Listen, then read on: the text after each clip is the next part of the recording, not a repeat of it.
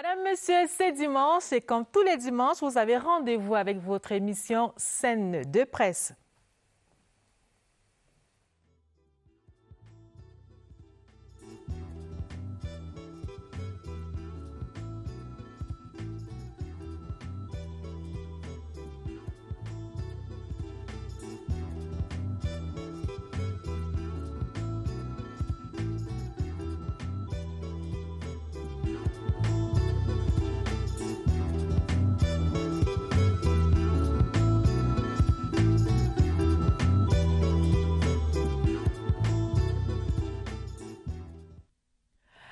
Madame, Monsieur, une fois de plus, bienvenue à cette édition de Scène de presse. Sur le plateau, avec moi, Simon-Pierre Bousnoum, le directeur des investissements routiers au ministère des Travaux publics.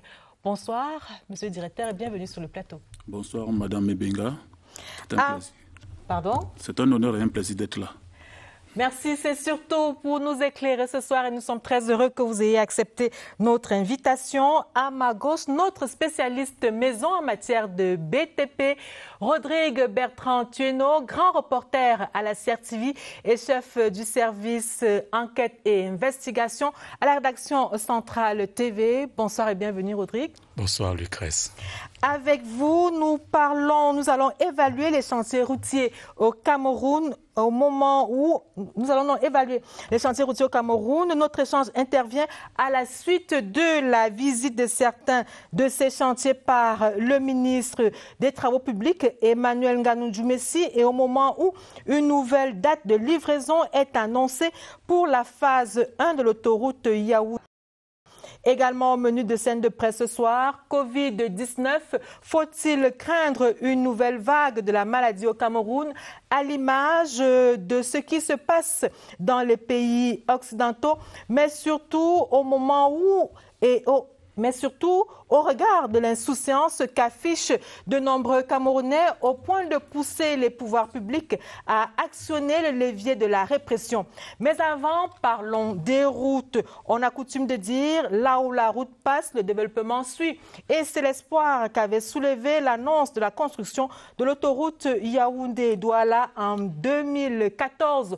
Aujourd'hui, où en est-on? Nous le saurons en suivant ce reportage de Rodrigue Bertrand Tueno. Rodrigue Bertrand Tueno qui nous a proposé ce reportage au cours de la semaine. Il était sur le terrain et voici ce qu'il a ramené.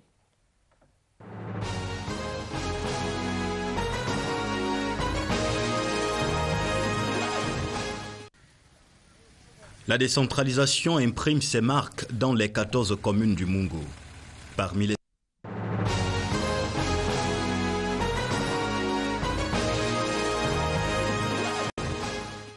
Après avoir endossé les éléments de protection individuelle, journalistes, caméramens, photographes et preneurs de son ont parcouru les 40 premiers kilomètres déjà bitumés du linéaire de 60 km de l'autoroute Yaoundé-Douala, phase 1.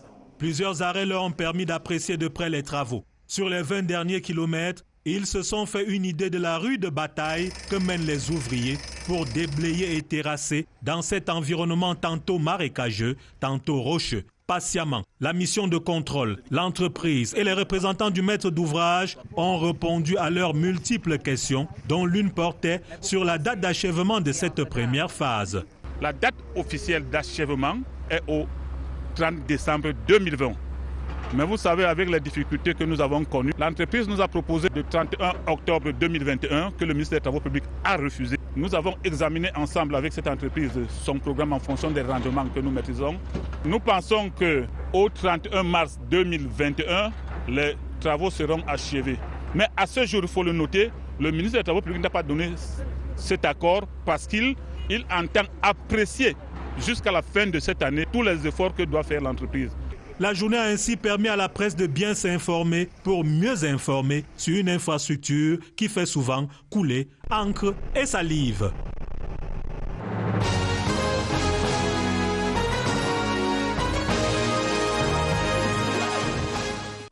Alors, monsieur le directeur, ce chantier a été lancé en 2014, on l'a dit, et vous venez encore de nous dire, on vient de le suivre dans ce reportage de Rodrigue Bertrand-Tuno, que l'entreprise adjudicataire demande à nouveau un report de livraison pour le 31 mars 2021. Ce report qui intervient à la suite d'autres reports qui ont eu lieu, notamment ceux liés à la libération des emprises. Et ces reports ont mis à peu près 3 ans, d'où le retard que ce chantier a accusé. On voudrait bien comprendre, que se passe-t-il finalement avec l'autoroute Yaoundé-Douala? Merci de me donner l'occasion de faire connaître à vos millions de téléspectateurs les difficultés que nous avons de manière globale dans tous les chantiers du Cameroun et plus particulièrement dans ce chantier de l'autoroute.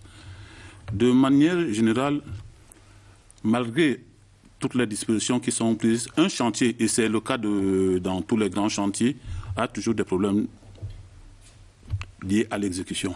Il faut le dire, pour les problèmes au niveau du Cameroun, nous avons quelques petits, je peux citer quelques-uns, la liste n'est pas exhaustive.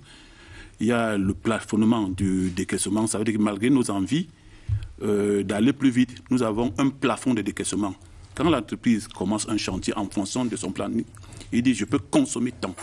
Même quand bien même l'entreprise veut consommer et aller vite, il y a un plafonnement de décaissement pour les financements extérieurs.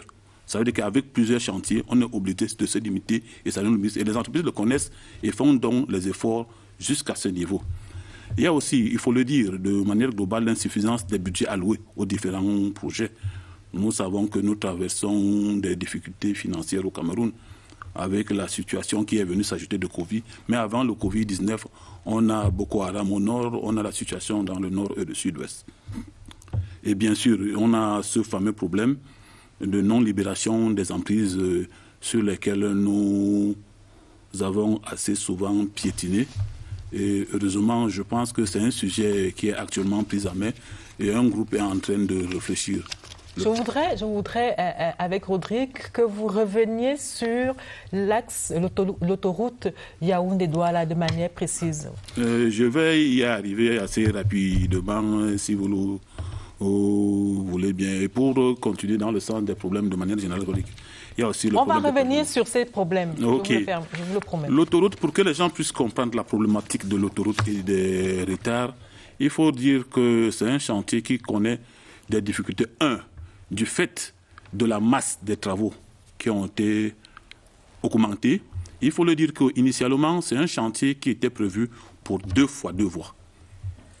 L'administration a choisi de monter le niveau de standard aux normes internationales et a prescrit de faire un chantier de 2 fois 3 voies.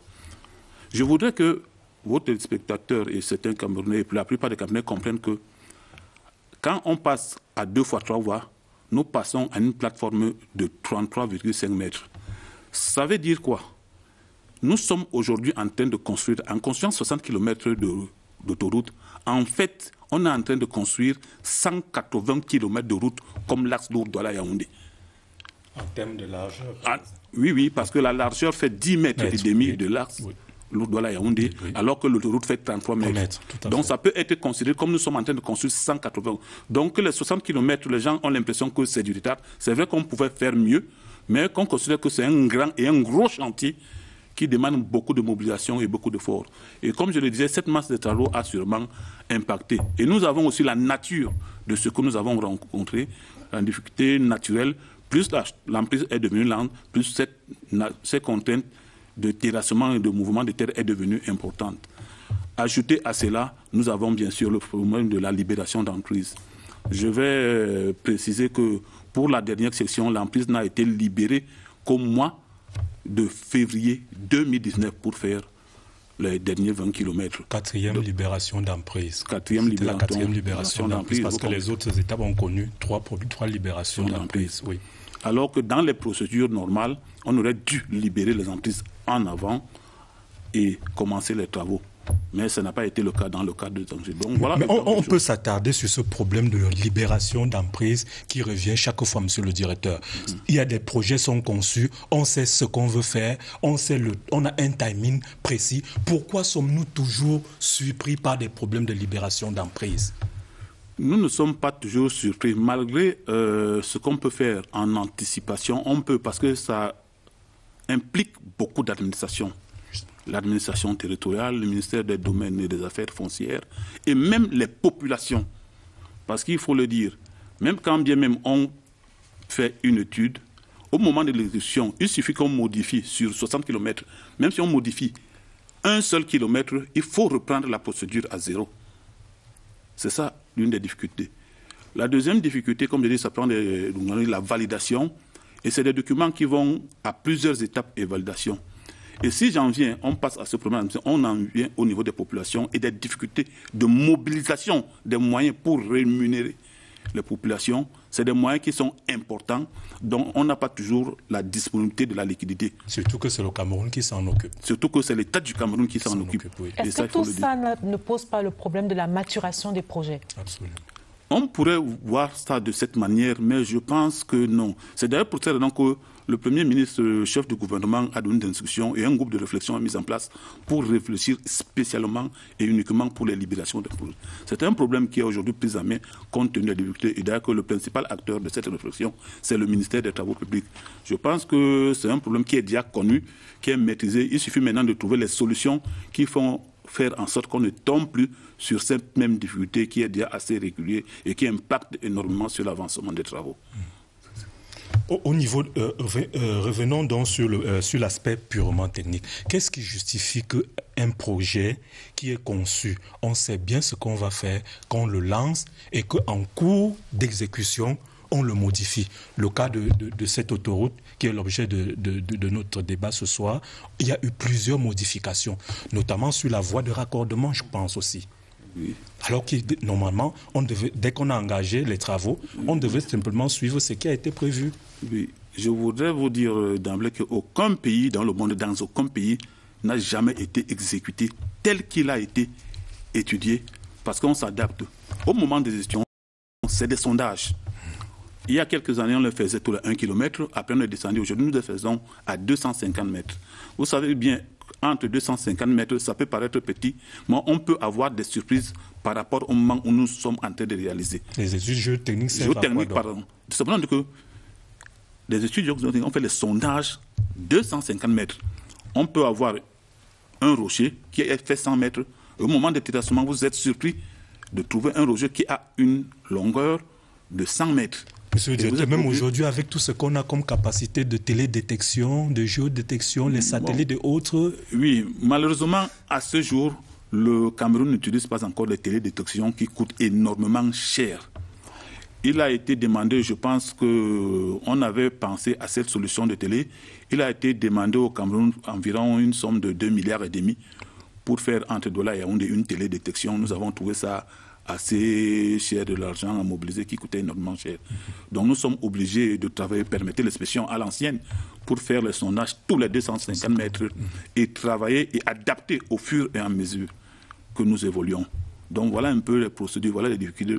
On ne peut pas faire exactement malgré les études parce que c'est des sondages, c'est des estimations, des appréciations et on est obligé d'adopter des solutions. C'est d'ailleurs pour cette raison que notre métier, j'aime l'habitude de le dire que c'est le génie civil. Donc il faut qu'on ait un peu de génie dans ce que nous faisons tous les jours et au quotidien pour faire avancer les chantiers, c'est-à-dire trouver les solutions et à chaque fois trouver les solutions technico-économiques les mieux adaptées pour essayer d'avancer. L'autre jour, on a quand même eu l'impression qu'on a franchi les étapes les plus difficiles. Je rappelle qu'il y avait des points de terrassement où on avait une hauteur de près de 30 voire 40 mètres. Oui. Alors maintenant qu'on a traversé ces étapes, est-ce qu'on peut espérer avoir enfin l'autoroute Yaoundé-Douala phase 1? Merci de me donner cette occasion et cette opportunité. Je vais parler de l'autoroute, pas seulement de la phase 1 avec votre permission, mais de l'autoroute Yaoundé-Douala qui vient, il y a quelques semaines, de prendre un virage important dans la construction. Je vais commencer par ces 4 volets. Les 4 volets. Le premier volet, c'est effectivement l'achèvement de 60 premiers kilomètres. Et comme vous l'avez si bien dit, nous venons d'achever les plus gros travaux, c'est-à-dire les terrassements sont achevés. La construction des ouvrages d'art est déjà à 85%. Donc, c'est les plus grosses difficultés. Il va rester d'achever les couches de chaussée et la couche de roulement. Je pense que nous sommes certains, parce qu'au 31 mars 2020, et je le disais tantôt dans le reportage que vous avez fait, parce que nous voulons à ce que l'entreprise fasse le maximum d'efforts jusqu'à la fin du délai contractuel prévu en décembre 2020. Permettez-moi d'être pessimiste, monsieur le directeur. J'ai appris à bonne source que c'est le gouvernement, c'est le maître d'ouvrage qui force la date du 31 mars. Comme le disait Lucrèce, ce n'est pas le 31 mars. L'entreprise aurait donné la date du 31 octobre 2021. Vous forcez, le maître d'ouvrage force et impose, n'a même pas accepté la date du 31 mars que l'entreprise, parce qu'au départ, on nous avait dit c'est décembre 2020. Or, bien que le maître d'ouvrage soit pressé d'avoir son ouvrage, un béton ou bien une pile, lorsqu'on coule, il y a un délai pour qu'il... Et l'entreprise insiste sur la date du 31 octobre. Vous, maître d'ouvrage, vous voulez absolument que ce soit le 31 mars. Qui aura raison? Le maître d'ouvrage est dans son rôle. Les techniciens que nous sommes à côté de lui, nous sommes là pour le conseiller et nous sommes dans notre rôle. En fonction des rendements pris dès le bas et des engagements, nous analysons la production. C'est une question de production. Au-delà de la production et des engagements, quels éléments techniques vous permettent de croire que ce chantier peut être livré au 31 mars? Permettez que je continue. En réalité, le travail que nous faisons et la date du 31 mars est une date qui tient compte de tous les éléments techniques. Par contre, la proposition de l'entreprise à la fin de l'année tient compte des paiements, ce que nous refusons à date. Oui. Donc ça tient compte plutôt, je ne serai pas payé parce que les précédents des comptes n'ont pas été payés à date. Donc il met ce coefficient qui pour nous n'est pas maîtrisable. Oui. Donc, alors je voudrais justement juste donner un chiffre avant que vous ne continuez. En ce qui concerne le taux d'exécution financière, il se situe aujourd'hui à 87,51%, soit 248 milliards, un peu plus de 248 milliards de francs CFA sur les 338 milliards pour un décaissement d'environ 202 milliards de francs CFA. Nous en sommes là aujourd'hui. Oui, oui. Vous conviendrez avec moi que l'entreprise attend des paiements, que ce soit de la partie camerounaise ou de Exim Bank Chine. Donc, c'est tenant compte de ces paramètres que l'entreprise fixe son planning. Pour nous, nous disons que techniquement, nous ne tenons pas compte des paiements, mais des rendements proposés par cette entreprise pour obtenir l'avancement réel des travaux. Donc, 31 mars, on pourrait avoir les 60 km déjà. Nous pensons que on aura ces 60 km. Certes, il y a des efforts à faire dans les paiements. Je pense que je laisse cette option aux autorités supérieures à ma hiérarchie, au gouvernement que je le dise, se prononcer sur ça. Mais le travail, notre date est une date technique. Tous les paramètres techniques, avec tous les paramètres, nous achevons ce chantier au 31 mars. Lucrèce, avec de ta permission, une précision. Lorsqu'on dit 31 mars, autoroute Yaoundé-Douala, ce ne sera pas déjà ouvert au trafic? Non, parce qu'il y a des voies de raccordement. Oui, c'est le deuxième volet. Et on se pose la question, pourquoi ce saucissonnage des projets routiers? Pourquoi ne pas avoir conçu un projet en sorte qu'on ait à la fois la voie de raccordement et l'ouvrage mère? On a pensé à tous ces volets au début de l'autoroute, mais c'est une question de capacité à financer au même moment tous les projets. Le Cameroun a des difficultés financières. C'est un pays qui cherche son émergence, qui n'a pas toute la capacité. Et le Cameroun aujourd'hui, il faut aussi le relever, est un grand chantier dans toutes les régions. Au Cameroun, ça se demande beaucoup de moyens que nous n'avons pas. Donc nous sommes obligés de faire de l'intelligence, de la programmation et de faire au mieux pour que les chantiers ne s'arrêtent pas et continuent avec le peu de moyens que nous avons. Donc, dans la suite, comme je disais, nous avons pensé à tous ces volets. Donc, et le deuxième volet est justement le raccordement et la mise en circulation. C'est pour ça donc, que nous avons opté, après accord du Premier ministre, le ministre des Travaux publics a opté pour le partenariat public-privé avec un concessionnaire qui est la société mère de la société Chefek qui s'occupe maintenant de la réalisation des travaux. Ce qui va faire en sorte que la première phase réalisée sera comme un apport de l'État du Cameroun dans les négociations. Je ne pourrais pas dire davantage parce que c'est des négociations qui sont en cours actuellement et qui regroupent plusieurs administrations, notamment le ministère des Finances, le ministère de l'Économie, la CAA et bien sûr l'organisme en charge spécialiste du partenariat privé placé auprès du Premier ministre qui est le CARPA. Mais M. Bousnoum, quand bien même nous aurons les voies de raccordement, l'ouvrage met les 60 premiers kilomètres, il va manquer les postes de péage. Non, ça fait partie des voies de raccordement. C'est pour nous des ouvrages connexes aux voies de raccordement. Oui. C'est-à-dire que la structure, la société qui va venir en concession, qui va construire les raccordements, va construire, parce qu'elle sera pressée de mettre en exploitation. L'avantage du PPP. De PPP. Oui.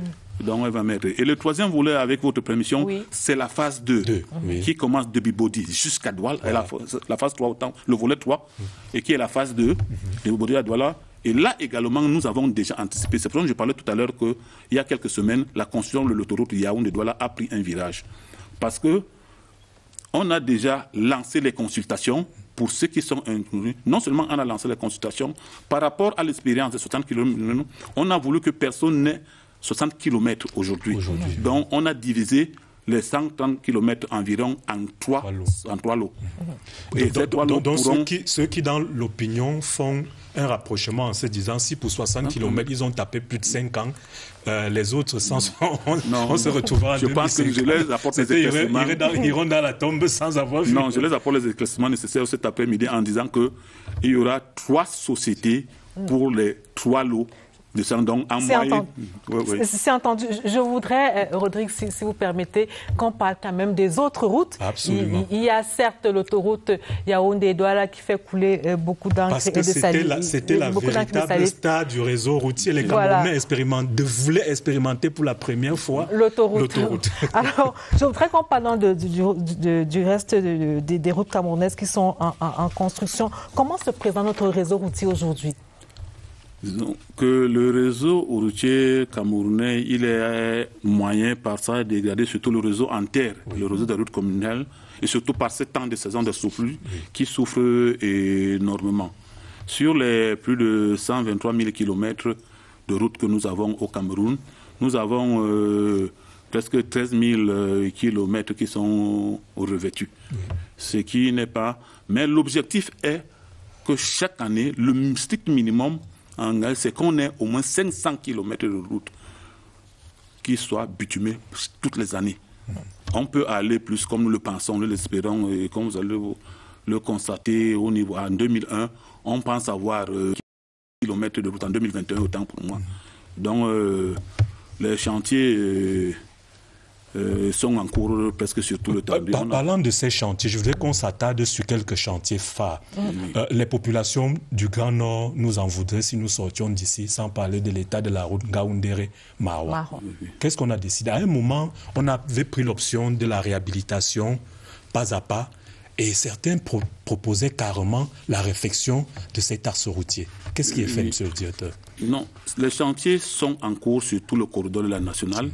Vous savez, entre Mora et Kousseri, et le chantier en cours avec le génie militaire et le financement de la Banque mondiale. C'est un chantier que nous pensons qui sera, qui est déjà suffisamment avancé. Avancé, ça traîne. Oui, on sait que ça traîne, on sait qu'il y a eu beaucoup de retard. Le temps, vous savez, c'est une situation innovante de travailler avec l'armée, avec le génie militaire. Je pense que nous sommes dans les premiers au niveau de l'Afrique subsaharienne qui avons fait cette expérience. Les Kenyans sont venus voir ce que nous faisons. Les Kenyans sont venus voir, effectivement. Donc, il fallait adapter et rouler tous les mécanismes pour travailler avec cette structure. Donc, Ngaoundéré, Kousseri, on va quand même assurer la fluidité du trafic. Et la réhabilitation qui est en cours, et ça va aller point par point, étape par étape. C'est entendu. Nous allons marquer un arrêt dans cette édition de Scène de Presse pour écouter le ministre des Travaux publics. Quelle est la politique gouvernementale en matière de BTP? Quelle réponse face aux chantiers abandonnés ou alors qui connaissent des retards? Quelle réponse face à la libération des emprises qui prend souvent beaucoup de temps? Réponse en focus, réponse de Emmanuel Nganou Dumessi, le ministre des Travaux publics.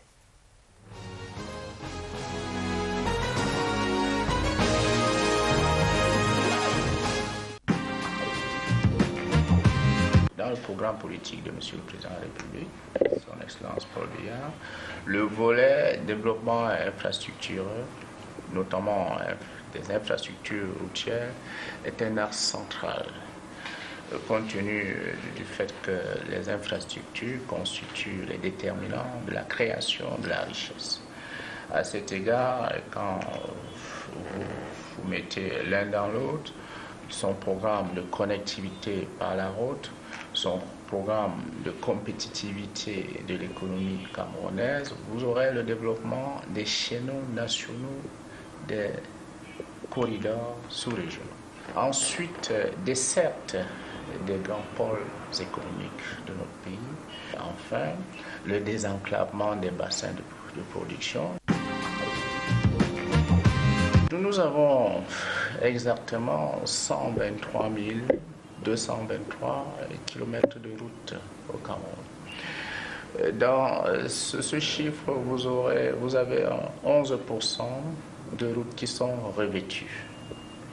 Et nous avons en construction un peu plus de 3 457 km de routes. Parmi les routes en construction, il y a tous les chaînons nationaux de la Nationale 1 qui sont en construction. Je pourrais citer Maroua-Mora, qui n'était pas encore construite, qui l'est. Mora-Dabanga-Kousseri, qui est en construction dans le cadre d'une collaboration avec le génie militaire. Si vous allez du côté de la nationale numéro 4 ou de la nationale numéro 6, là aussi elles sont en construction. Notre section est la plus longue et notre relief est plus accidenté. Nous réalisons ce corridor avec le concours des partenaires financiers internationaux. La mise en place du financement dédié au Cameroun a connu un petit retard et le relief est un peu plus complexe. Mais quand vous comparez le rythme d'exécution avec ce qui s'est passé de l'autre côté, vous noterez que nous avons eu un rythme d'exécution plutôt satisfaisant. Il faut distinguer désormais entre l'emprise de la route proprement dite, c'est-à-dire cet espace qui voudra que, en plus de la chaussée qui est faite, nous puissions reconnaître en la route sa qualité de domaine public artificiel. Ça, c'est l'emprise réglementaire de la route.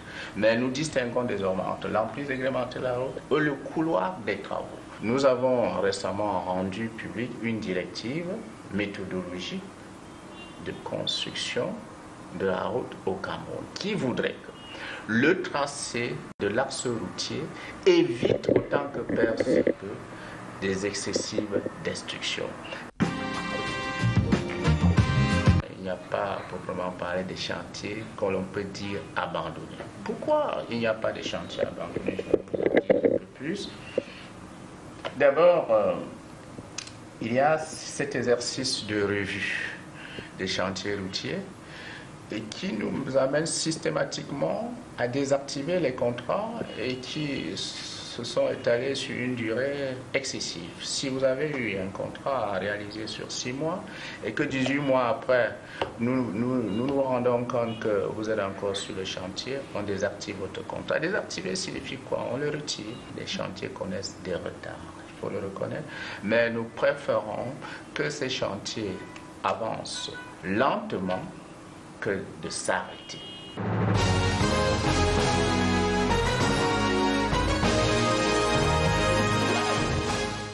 C'était donc là le ministre des Travaux publics Emmanuel Nganou Djoumessi. Monsieur le directeur, sur une période de 3 ans, quels sont les fleurons de notre réseau routier national?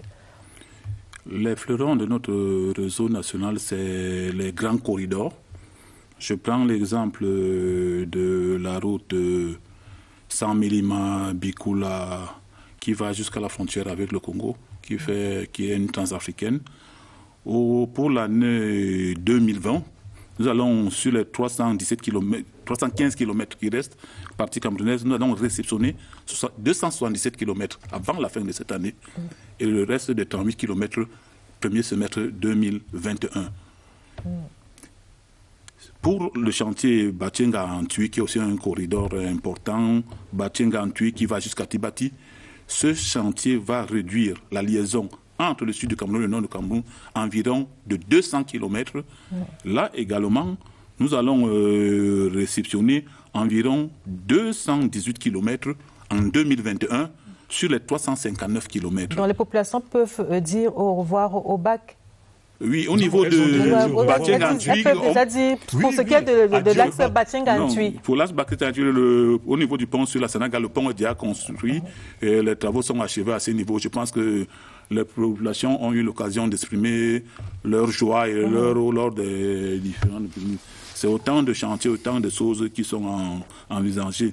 Et en une minute avec ce plan, on dit que de manière globale, en 2020, jusqu'à la fin de 2020, nous aurons 622 km de routes réceptionnées. Et les routes de désenclavement des bassins agricoles. Y compris, je prends le cas de Banganté-Fumbout, où il y a 51 km qui seront réceptionnés. Et en 2021, on aura 1094 km de route que nous allons réceptionner également. Donc, ce n'est pas important. On va doucement, progressivement, mais sûrement, j'allais dire. Mais monsieur Dieuté, éclairez-moi l'antenne. Le ministre des Travaux publics, maître d'ouvrage, avait promis l'achèvement de la transfrontalière Saint-Milma-Wesso, partie camerounaise, décembre 2020. Maintenant, vous donnez une autre date. C'est dû à quoi? Disons que ce n'est pas une autre. On a un seul chantier sur lequel nous avons eu des défauts qui est reporté à 2021 au premier semestre. Bikula Djoum avec là également nous avons eu les problèmes de libération des emprises. Oui. Alors derrière tous ces bons points que vous venez de souligner, il y a, j'imagine, une nouvelle organisation qui est mise en place au niveau du ministère des Travaux publics avec notamment la mise en œuvre des travaux en régie. Qu'est-ce qu'il en est exactement? Qu'est-ce que cela implique pour le budget de l'État, par exemple? Effectivement, depuis quelques années, le ministère des Travaux publics, c'est un ministère qui se remet en cause perpétuellement. Donc, le ministère des Travaux publics a mis en place des groupes de travail pour réfléchir et faire des propositions. Déjà des propositions. Les premières propositions qui ont été acceptées par la haute hiérarchie, c'est la mise en place, par exemple, d'une direction générale des études. Je peux prendre l'exemple, la route qui est en cours de chantier actuellement entre Yaoundé et Babadjou. Les études ont été faites par les cadres du ministère des Travaux publics à un coût de 100 millions de francs CFA, alors que le bureau international proposé nous demandait 980 millions de francs CFA. Vous voyez la différence qui est la nette. Aujourd'hui, nous avons une brigade des travaux en régie qui intervient et qui a son petit équipement. Il faut dire que ça ne va pas s'arrêter là, parce qu'au niveau de chaque région, on a créé des sous-directions des travaux en régie. Nous n'avons plus d'équipement parce que avec l'équipement qu'avait le ministère des Travaux publics a été, je dirais, vendu. Si c'est, nous sommes en train de nous rééquiper et ça va se faire progressivement. Et on ne va plus attendre qu'un trou qui se forme, qu'on attend qu'il y ait un gros marché pour intervenir directement. Alors justement, parlons de ces trous. Rodrigue, on va peut-être commencer à parler de l'entretien routier. Parlons de ces trous, notamment de ces nids de poules. Quelle est la réglementation en la matière? Parce que souvent, ce qu'on constate sur le réseau routier national et même sur les autres routes, parce qu'il y a beaucoup d'administrations qui interviennent dans le secteur de l'entretien routier, ce qu'on constate généralement, c'est que nous avons un nid de poule sur un axe routier, mais on prend du temps, et puis le nid de poule se transforme en nid d'éléphant. Quelle est la procédure? Pourquoi ne pas anticiper? Parmi les solutions pour anticiper, c'est déjà la mise en place de cette brigade des travaux en régie. Jusqu'à il y a quelques années, il fallait attendre, on ne mobilisait pas une entreprise pour un seul trou ou deux trous. Il fallait attendre et ça prenait du temps et la route continuait à se dégrader au fur et à mesure pour mobiliser une entreprise. Parce que si vous la mobilisez pour une seule tâche, son installation de chantier sera presque identique comme s'il venait faire réhabiliter d'autres trous. On peut dire que le ministère a déjà son bataillon d'intervention rapide. On peut l'appeler ainsi comme ça, en ce qui concerne les routes, on peut l'appeler ainsi. Oui. Donc c'est un outil très fort, c'est un aménagement qui va se faire progressivement. Mais il faut aussi dire aujourd'hui que nos routes ont atteint un niveau de dégradation compte tenu du fait qu'on n'a pas intervenu pendant longtemps, qui fait en sorte que quand bien même les PME interviennent, on bouche un trou, tout de suite, un autre... C'est comme un vieux tissu fatigué qui est en train de se dégrader. Ça pose un problème. Ajoutez à cela, parce que parmi les difficultés de l'entretien routier, il y a aussi le non-professionnalisme de beaucoup de PME camerounaises qui ne sont pas professionnelles. Et je sais que d'un autre côté, c'est aussi des PME qui ont des difficultés à se faire accompagner par les banques. Donc il y a ce deuxième volet qui est un aspect. Le fonds routier qui est... Je voudrais, avant que vous ne parliez du fonds routier, que nous allions sur le terrain pour voir justement comment ce fonds routier travaille avec certaines communes. Et nous prenons la route de Nkonsamba, c'est avec Franck et Evina.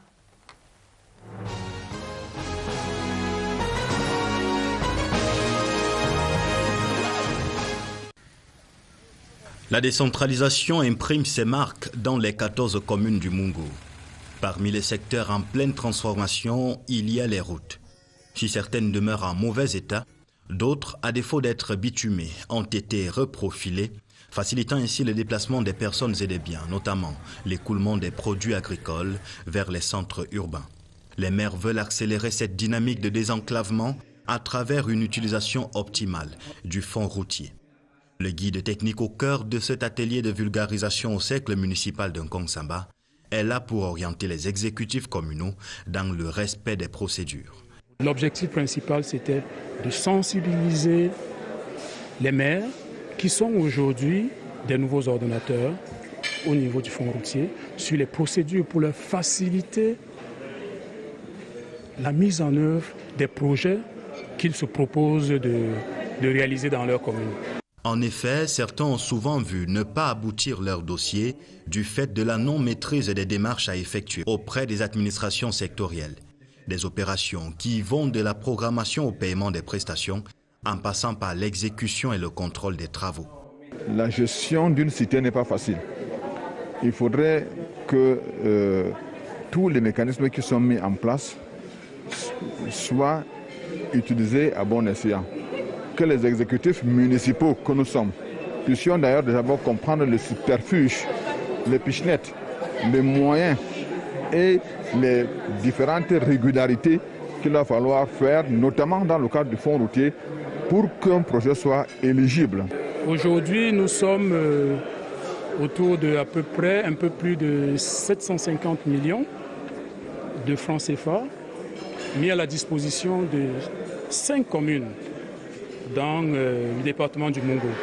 Et ça, je vous rassure que ce n'est pas la plus faible cagnotte.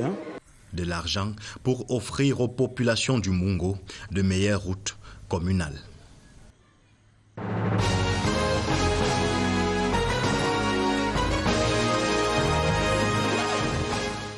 Merci Franck et Evina. Monsieur le directeur, vous avez entendu, vous avez suivi ce reportage et vous avez particulièrement suivi l'intervention du maire de Nkonsamba Premier qui parlait de déceler toutes les pichenettes pour pouvoir avoir des financements, savoir comment ça fonctionne, quelles sont les différentes étapes à parcourir pour pouvoir avoir des financements. Est-ce à dire qu'il y a des difficultés à avoir des financements du fonds routier? Ou alors une méconnaissance des étapes, des procédures? Disons que la seule difficulté que nous connaissons au niveau du fonds routier, c'est une question de conjoncture. Parce qu'au départ, le fonds routier qui a été créé pour thésauriser les financements et payer rapidement les PMI a fait ce travail jusqu'au moment où on s'est rendu compte qu'il y a l'argent, je peux dire, qui dormait et qui n'était pas utilisé, alors que l'État du Cameroun, de manière globale, avait des besoins énormes. Il y avait beaucoup d'argent qui dormait au fonds routier et l'État. Donc, l'État a décidé de ramener ces moyens vers le trésor public dans une caisse unique que nous avons aujourd'hui, ce qui fait en sorte que ça crée un mécanisme plus long et plus diligent et la gestion devient un peu plus compliquée. C'est pour ça donc que nous avons tout de suite pensé à un fonds routier de deuxième génération. Ce problème aujourd'hui pris en main par le gouvernement. Les groupes de réflexion sont en cours pour trouver des solutions idoines et diligentes entre nous, les opérationnels. Parce qu'il faut dire qu'il y a deux approches. Nous, les populations qui voudront avoir de l'argent pour payer tout de suite et faire avancer les tableaux. Et les économistes qui ont une vision globale de savoir que quand l'argent fait 2 mois, 3 mois quelque part sans être utilisé, ça cause du tort à l'État alors que les besoins sont ailleurs. Donc voici la problématique du fonds routier. Ce n'est pas un problème de signature où le fonds routier ne peut pas. Mais la question aujourd'hui de trouver la meilleure des solutions pour que le fonds routier puisse jouer son rôle qui était prédestiné. Rodrigue, une dernière question? Oui, au niveau de l'entretien routier, on sait que depuis quelque temps, on expérimente la décentralisation dans le secteur des routes. On attribue des moyens aux communes. Est-ce qu'on a déjà procédé à une évaluation pour se rendre compte si c'était une bonne option ou pas? Disons qu'à date, on ne peut pas dire qu'il y a une évaluation, mais il y a un accompagnement que nous faisons.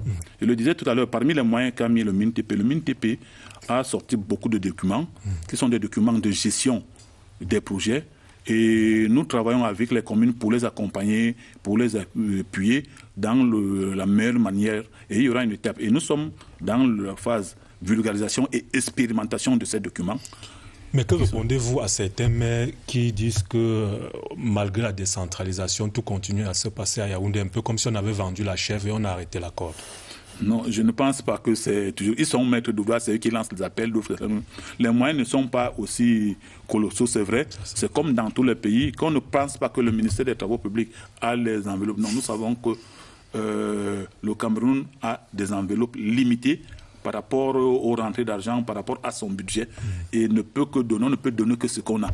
Donc il n'y a pas un budget. Et les besoins, c'est que les besoins sont énormes, mais on ne peut pas satisfaire les 300, si je ne me trompe pas, 360 communes, que je ne me trompe pas. Donc pour qu'on les donne chacun à suffisance ce dont il a besoin. C'est bien noté, Madame, Monsieur. Nous allons marquer notre arrêt dans cette édition de Scène de Presse. Nous allons parler du Covid-19, le Covid-19 qui impacte négativement le secteur des BTP, dont on craint une résurgence au Cameroun. Peut-être pas comme cela se passe ailleurs, mais les pouvoirs publics ont décidé de prendre le taureau par les cornes. Quels acteurs et quels outils pour la répression? Question posée aux journalistes cette semaine. La réponse dans la rubrique édito de Michel Renaud Ouanja.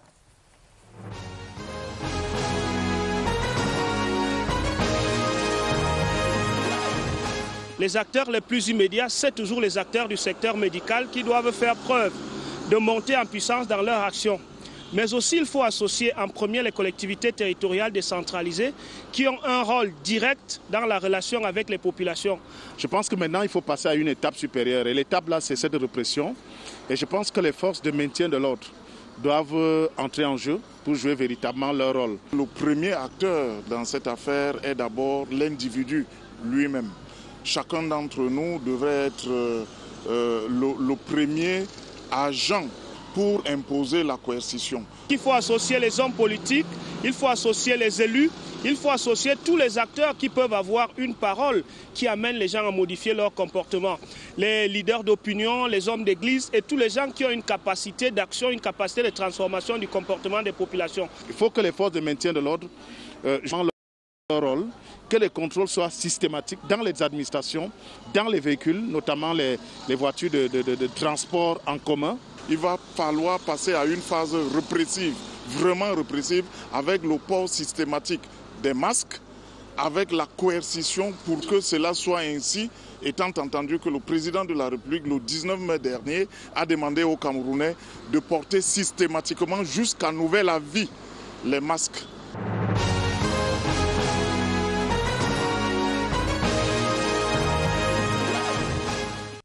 Retour sur le plateau, dès maintenant avec deux dames. À ma droite, le docteur Fanny Mahamat, qui est directeur de la promotion de la santé au ministère de la Santé publique, que nous accueillons à nouveau sur ce plateau. Bonsoir docteur et bienvenue. Merci, bonsoir mesdames, bonsoir madame Ebenga, chez Tabilé, bonsoir chers téléspectateurs. C'est Tabilé donc à ma gauche, c'est Tabilé qui est le chef du département des tranches spécialisées au poste national de la CRTV. Bonsoir et bienvenue sur le plateau. Bonsoir Lucrèce Mbenga, bonsoir docteur Mahamat Fané. Et avant de vous presser de questions tout à l'heure, je voudrais vous remercier chaleureusement une fois encore Vous qui m'avez si assidûment accompagné jusqu'à la guérison quand j'ai été contaminée au coronavirus. Vous imaginez bien que cette expérience-là nourrira un certain nombre d'interrogations ce soir. Je vous en prie, on ne faisait que faire notre devoir. Merci de votre disponibilité. C'est bien entendu. Alors, Dr Fanny Mahamat, avant que nous n'entrions dans le vif du sujet, celui qui porte sur la résurgence de la maladie au Cameroun, c'est une problématique que nous allons aborder dans cette deuxième partie de Scène de presse. Je voudrais d'abord savoir quelle est la situation de la maladie au Cameroun aujourd'hui. Alors déjà, dans le monde, il y a 214 pays qui sont touchés par le Covid-19 à date, avec près de 22 millions de personnes qui ont été testées, dépistées positives. En Afrique, 54 pays sont touchés. Donc, au niveau du Cameroun, la veille du 20 août 2020, nous avons enregistré 18 662 personnes qui ont été dépistées positives et nous avons malheureusement perdu certains de nos compatriotes. Donc, 408 décès ont été enregistrés, soit un taux de létalité de 2,21%. Fort heureusement, nous avons un taux de guérison qui est assez élevé, autour de 91% pour 17 065 personnes qui ont été déclarées guéries. Alors, au point où nous sommes rendus aujourd'hui, qu'est-ce qu'on va dire? Nous avons atteint le pic, nous sommes en phase plateau encore, ou alors on a amorcé la descente? Alors, les informations que nous avons en ce moment, lorsque nous analysons les chiffres, nos données que nous avons, nous nous rendons compte qu'il y a effectivement une décroissance de gens. Nous avons atteint le pic il y a à peu près un mois et dont nous sommes... Mais il faut le dire, le dépistage, le taux de dépistage n'est pas aussi élevé. Il faut également le dire. C'est vrai que le seuil, la prévalence au sein des personnes qui sont dépistées commence à baisser. Donc, en ce moment, on peut dire effectivement que nous sommes dans une phase où il y a la courbe qui est en train de décroître. Mais il faut éviter, il faut craindre qu'il y ait de nouveaux pics. Effectivement. Alors, justement, avant que nous n'abordions la question de la résurgence, Cheta, peut-être devrions-nous nous poser la question de savoir, en ce qui concerne, parler des personnes asymptomatiques, parce qu'on a le sentiment depuis un certain temps que ce ne sont que ces personnes-là qui sont déclarées positifs au coronavirus. Où sont passés les cas sévères? Alors, déjà, il faut dire que nos capacités de dépistage, avec la stratégie que nous avons mis en place, notamment la stratégie de 3T, traquer surtout, tester et traiter, fait en sorte que nous avons cette possibilité-là d'aller chercher, d'aller vers le virus, d'aller dans les communautés. Donc, nous encourageons régulièrement tous les volontaires, même les personnes qui ne sont pas symptomatiques, tous ceux qui veulent se faire tester, à se faire dépister. Donc, tous ceux qui présentent des symptômes ou alors des petits malaises qui se font dépister. Et donc, du coup, il y a un dépistage massif des populations. Ajouté à cela, nous avons le traitement. Nous avons un protocole qui, il faut le dire, il marche. Depuis le début de l'épidémie, nous avons suffisamment de médicaments suivant ce protocole-là et dont les patients qui sont dépistés positifs sont très tôt mis sous traitement suivant ce protocole mis en place par le comité scientifique. C'est ce qui diminue les cas sévères? C'est ce qui diminue c'est ce qui pourrait expliquer cette diminution des cas sévères. On ne peut sévères. s'empêcher de remarquer, docteur Mahamat Fanny, c'est vrai qu'il y a des milliers de malades, c'est vrai qu'il y a des centaines de morts et c'est dommage, mais on ne peut s'empêcher de remarquer que les statistiques sur le continent africain ne connaissent pas la même ampleur qu'ailleurs dans le monde. Avec le recul aujourd'hui, comment le comprendre, comment le prenez-vous? Alors, des études sont en cours, mais déjà, il faut savoir que les cas que nous suivons en ce moment avec nos équipes, nous avons constaté qu'il y a une immunité, dont les IgM notamment. Ceux des Camerounais en ce moment, le résultat viendra ultérieurement, certainement nous aurons l'occasion de le présenter aux Camerounais, mais nous avons un taux d'IgM chez les Camerounais qui dure un peu plus longtemps, dont les Camerounais sont protégés un peu plus longtemps, alors que ce qui a été constaté dans les autres pays, notamment en Europe, au bout de 15 jours, il chute Et donc, tout ça peut expliquer. Nous avons beaucoup de réflexions. Nous sommes en train de mener des recherches. En ce moment, nous aurons certainement des réponses. Mais une chose est sûre, effectivement, nous avons un seuil de contamination qui est assez bas.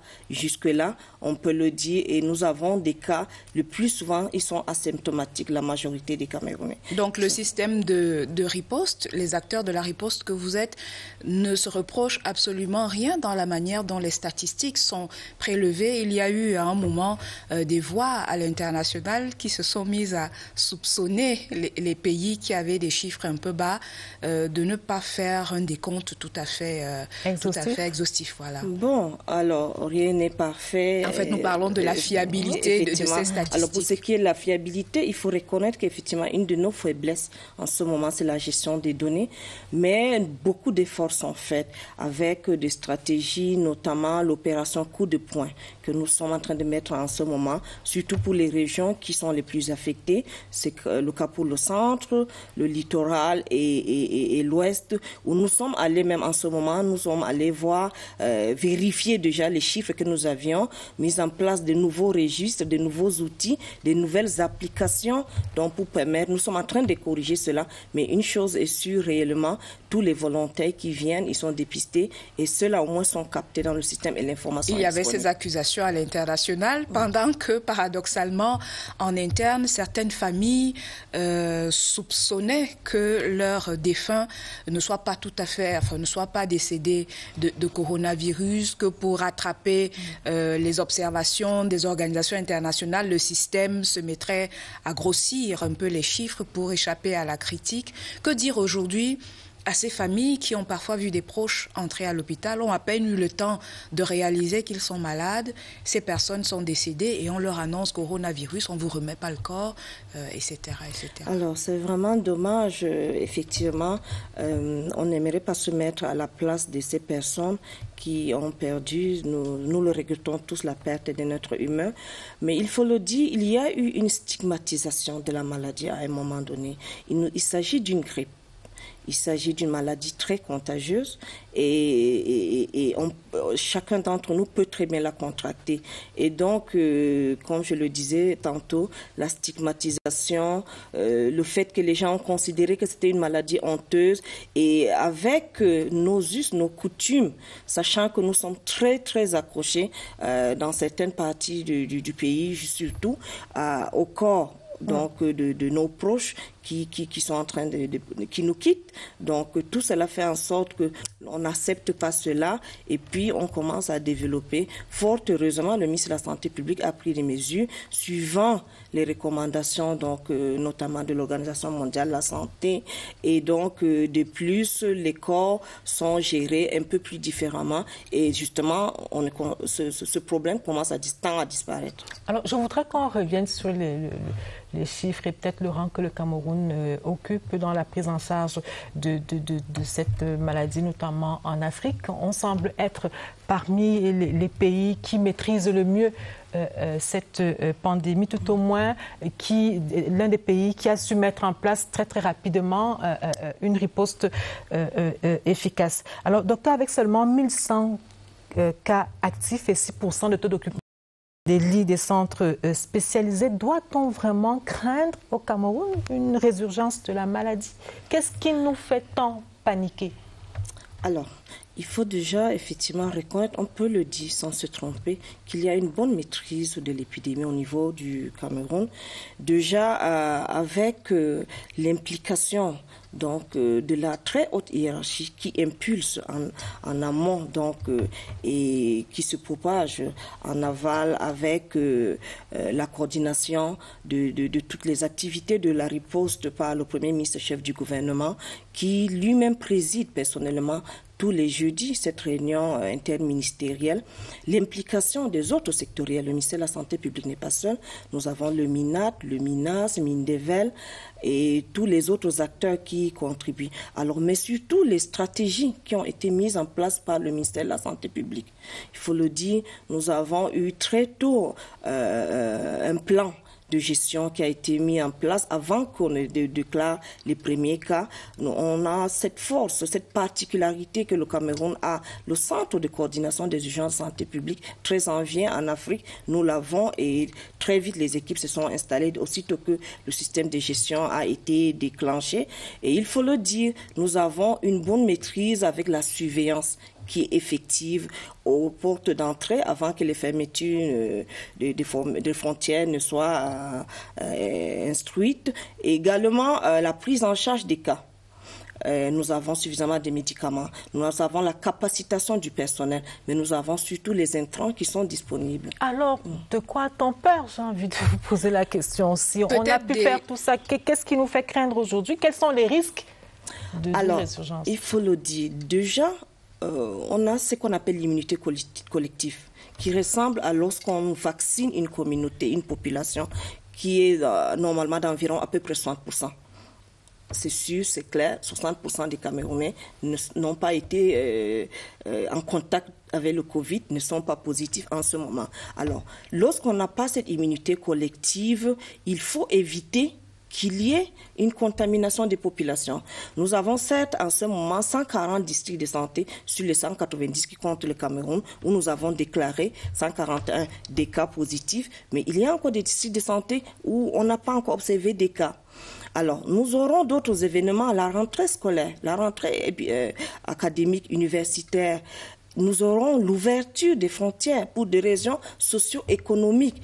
Tout cela pourra faire en sorte qu'il faudrait que, en retour, les populations adhèrent, que les populations s'engagent avec justement le respect des mesures édictées, surtout le port adéquat du masque qui est très très important pour pouvoir éviter de se faire contaminer, la distanciation sociale et autres. Donc en réalité, il y a bel et bien des facteurs pour des raisons socio-économiques, comme je le disais pour mes résumés, et qui pourront faire en sorte qu'il y ait des croisements, qu'il y ait des brassages, qu'il y ait des sorties des personnes. Et nous n'avons pas atteint l'immunité collective. Il n'y a pas de vaccination contre Covid-19 à date.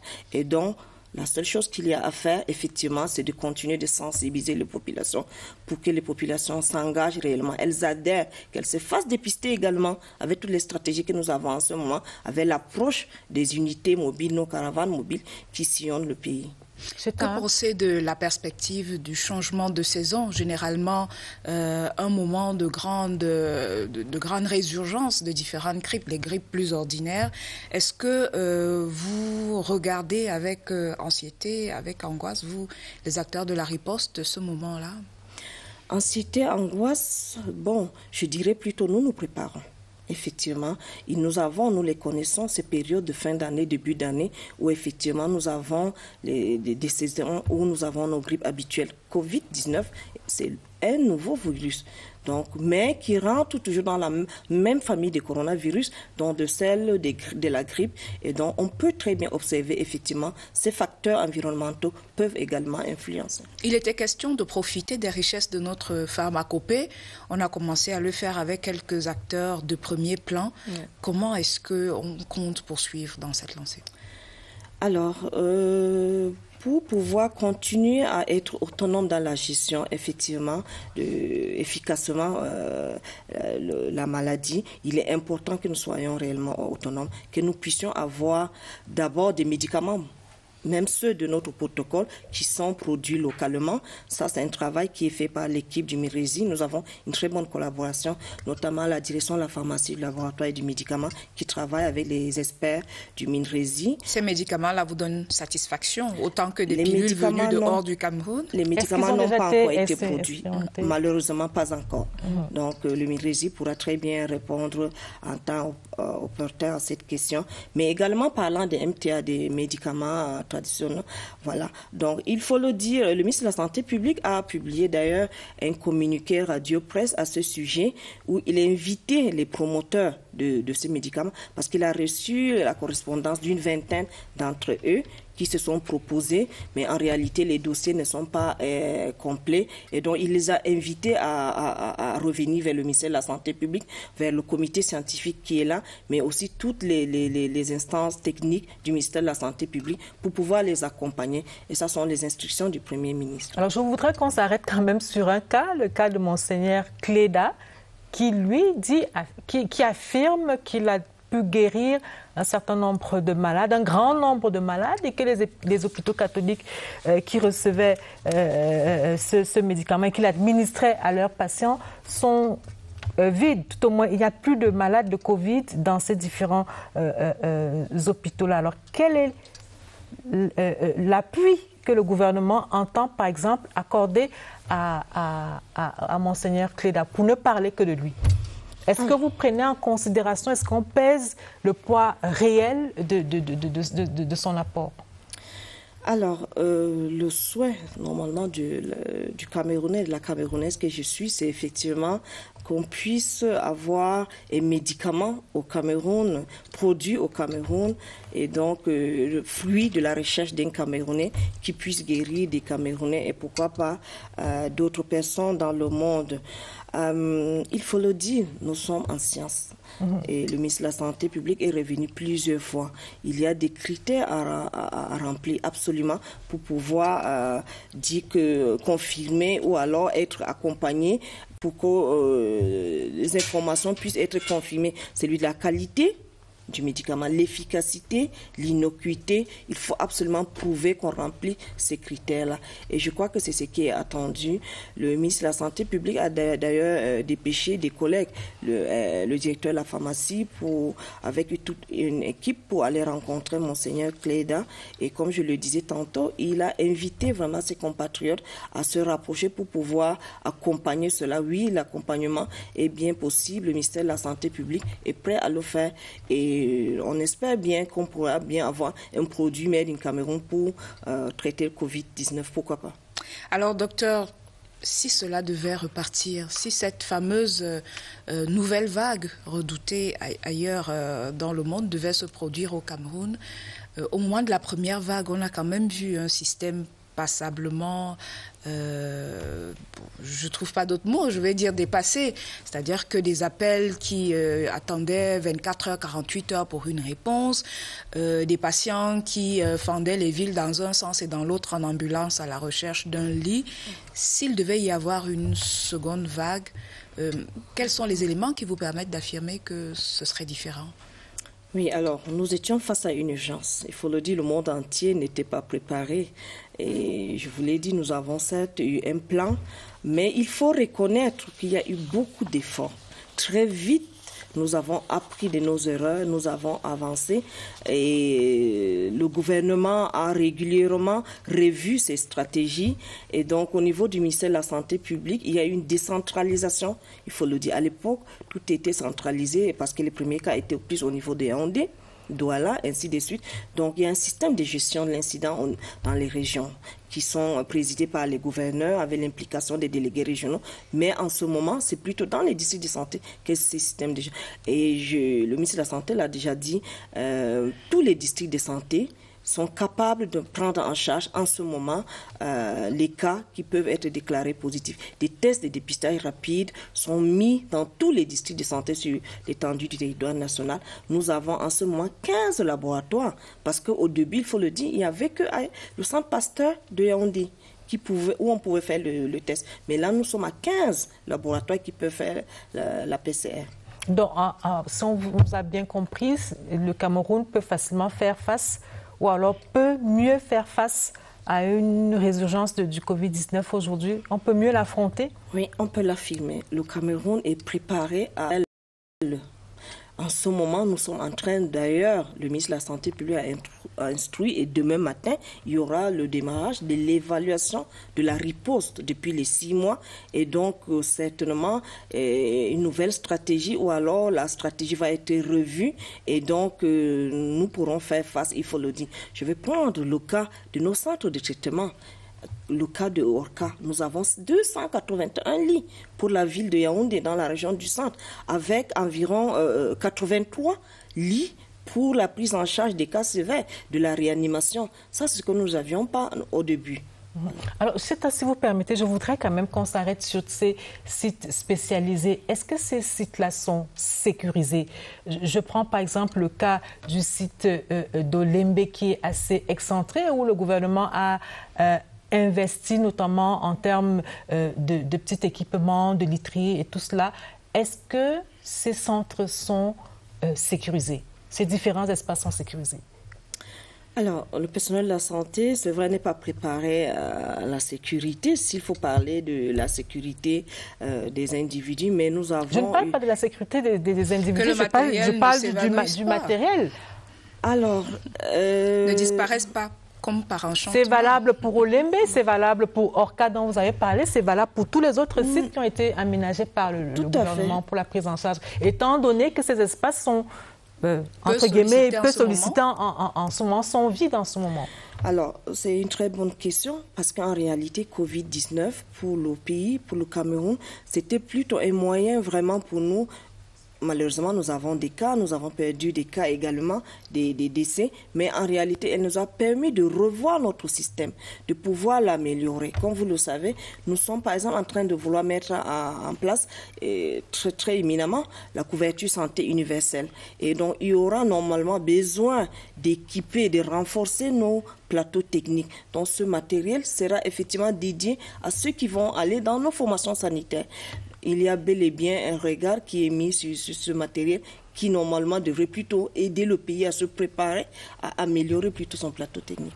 Place à la revue de presse, une signature de Franck Evina.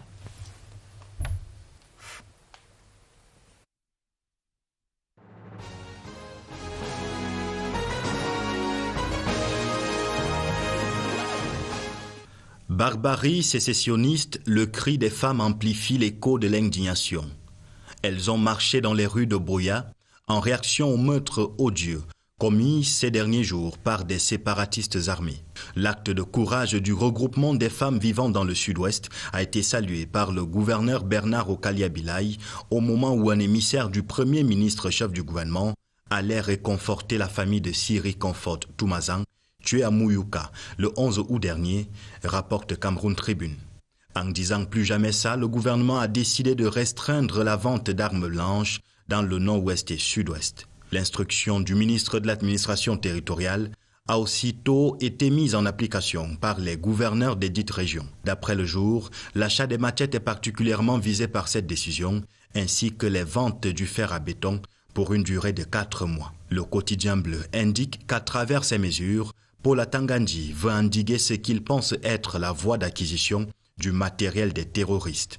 Pour le journal Essingam, la nouvelle croisade de Paula Tangandji vise à neutraliser les dernières failles et acteurs de cette criminalité qui menace désormais la capitale camerounaise par des bombes artisanales. Parlant de bombes justement, Mutation a noté une montée de psychose dans les services publics après la panique causée par la présence d'un objet suspect repéré dans un carton contenant des dossiers administratifs au ministère de la fonction publique.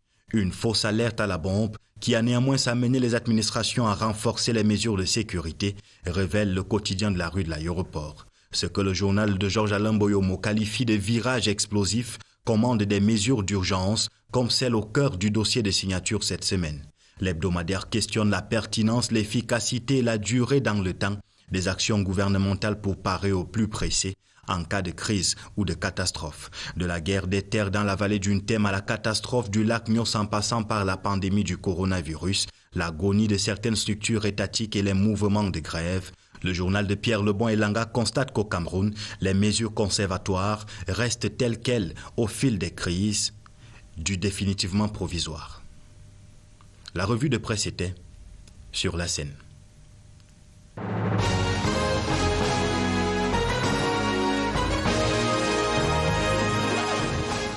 Chita, une dernière question. La question simplement de ces éléments de prévention à titre individuel que les Camerounais ont tant de mal à intégrer, les masques, les gels, le lavage des mains, etc.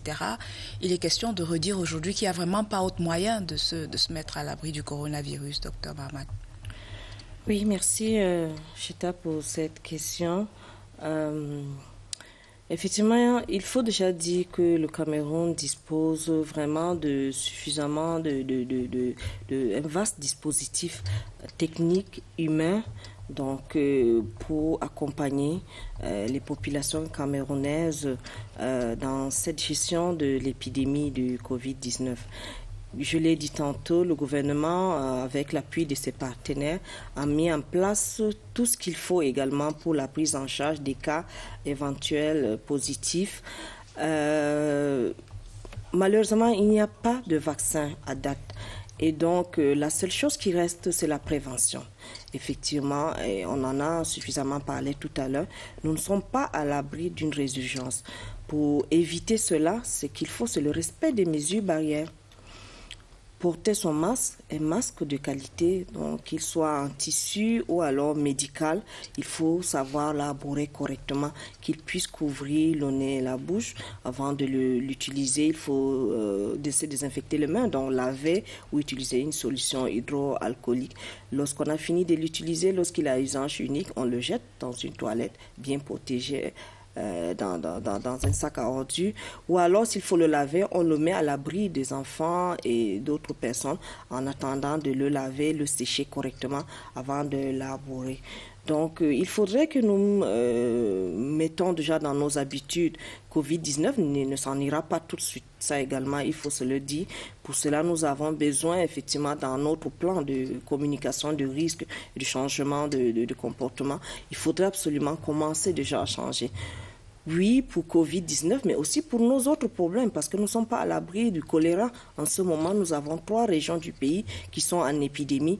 Et là, il faut se laver régulièrement les mains. C'est de ça qu'il est question. La distanciation physique, lorsqu'on n'a pas à faire dehors, il vaut mieux rester chez soi. Éviter d'aller dans les milieux plus... Mais lorsque nous sommes obligés, nous portons notre masque et nous lavons les mains régulièrement. Je voudrais juste m'arrêter sur la question du masque, docteur, si vous le permettez. Le masque, quand est-ce qu'il faut le porter véritablement? Est-ce seulement lorsqu'on sort de chez soi ou alors même, je ne sais pas moi, dans son bureau, à la maison, il faut porter le masque? Quand est-ce qu'il faut porter ce masque? Alors, évidemment, lorsqu'on est seul, dans son bureau fermé, lorsqu'on est dans sa chambre, au lit, on n'a pas besoin de se protéger. Le masque sert à se protéger, à protéger les autres éventuellement. Si on est dans un bureau où on est 3 ou 4 et il y a la clim, par exemple, est-ce qu'il faut porter le masque? Il faut porter son masque. Ajouter à cela la distanciation. Absolument. Lorsqu'on est à, je dis comme ça, 2-3 mètres d'une personne, on n'a pas besoin peut-être de son masque. On peut respirer un petit moment, mais on ne sait pas à quel moment la personne peut se reprocher pour venir prendre un petit bout de papier à côté de soi. Lorsqu'on est en présence d'une tierce personne, il vaut mieux porter son masque. Faut-il masquer les enfants, les jeunes enfants? Lorsqu'on sort avec eux, lorsqu'on se retrouve, lorsqu'on les amène à l'école, par exemple, lorsqu'on monte dans le taxi, il faut un suivi. Donc, cela doit être assisté par les parents. À partir de quel âge? À partir de 5 ans, même le tout petit, il peut le... Lorsque vous avez votre enfant de 2 ans, vous êtes dans le taxi avec lui, il faut bien le protéger, absolument. Mais le bébé, le nourrisson, on peut avoir des risques qu'il puisse peut-être suffoquer. Et donc, le mieux, c'est effectivement d'éviter de sortir avec lui. Mais lorsque l'enfant il sait que c'est un masque, il est conscient de cela, il peut arborer son masque. Madame, Monsieur, nous allons marquer donc un autre arrêt dans cette édition de Scène de Presse pour retrouver Daniel Menanga pour les 1 du lundi. Bonsoir, Daniel. Bonsoir Lucrèce, bonsoir mesdames, panel spécial ce soir. Chers téléspectateurs, ravis de vous retrouver ce soir. Cameroun Tribune à l'entame, intempérie à Douala, toujours dans l'air du temps. Mobilisation générale après les fortes pluies tombées sur la capitale économique. Vendredi dernier, on a assisté à une effervescence spontanée pour la gestion de la catastrophe dans divers quartiers inondés du gouvernement. En passant par le maire de la ville et d'autres acteurs institutionnels ou politiques déroulés de la page 10 à la page 13. C'est que Douala a pris la douche froide. Mutation choisit 4 images assez fortes pour dire en quelques mots comment la capitale économique est en proie à des inondations suite à des pluies diluviennes. Leçon d'un vendredi noir sur les pages 7, 8 et 9. Ecomatin, CEMAC, les banques pessimistes sur les perspectives à long terme, chiffres à l'appui, le journal d'Émile Fidiek indique que si le Cameroun bénéficie d'une baisse des taux d'intérêt sur les emprunts à court terme, le pays n'échappe pas à la psychose des banques sur les emprunts à long terme. Explication en page 3. Intégration voit en Afrique centrale la maquette de la nouvelle communauté se dessiner. Et découverte en page 7, le journal de Thierry Ndon annonce par ailleurs que le Brésil confirme son soutien à Yaoundé 4 à propos de la coopération décentralisée, développement en page 9. Commune actuelle plus décentralisation, Hercule tient son conseil municipal à mi-parcours, Hercule alias Paul Ndongo Bikor. Le maire qui continue d'innover de par sa gestion de ses méthodes de bonne gouvernance, c'est du jamais vu pour le journal de Guy Albert Bomba.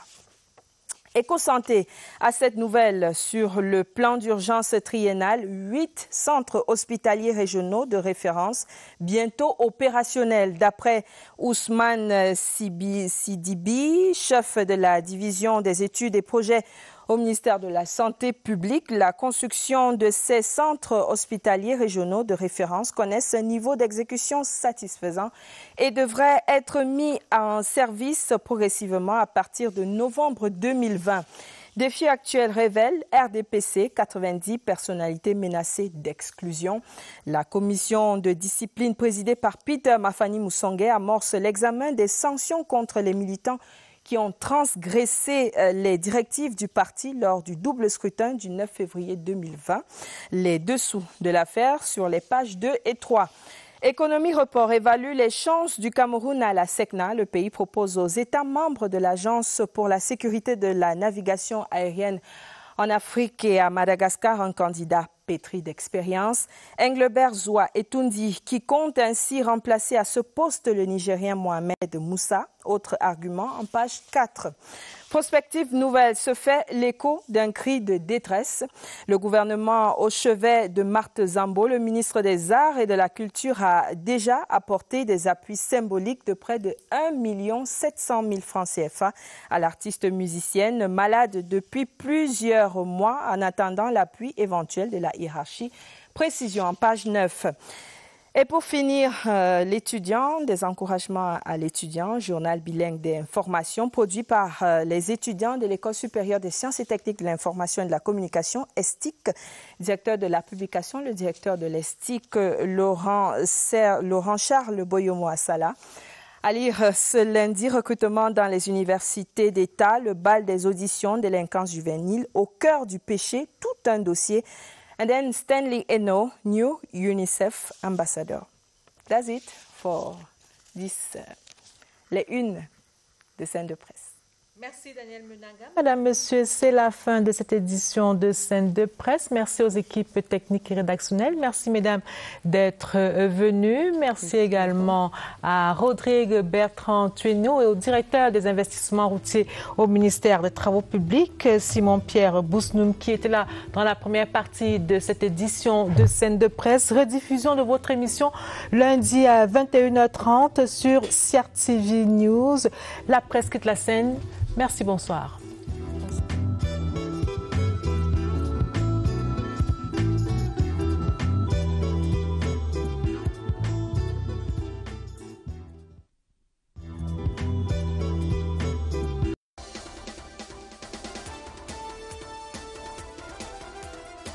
Parce que la loi est claire.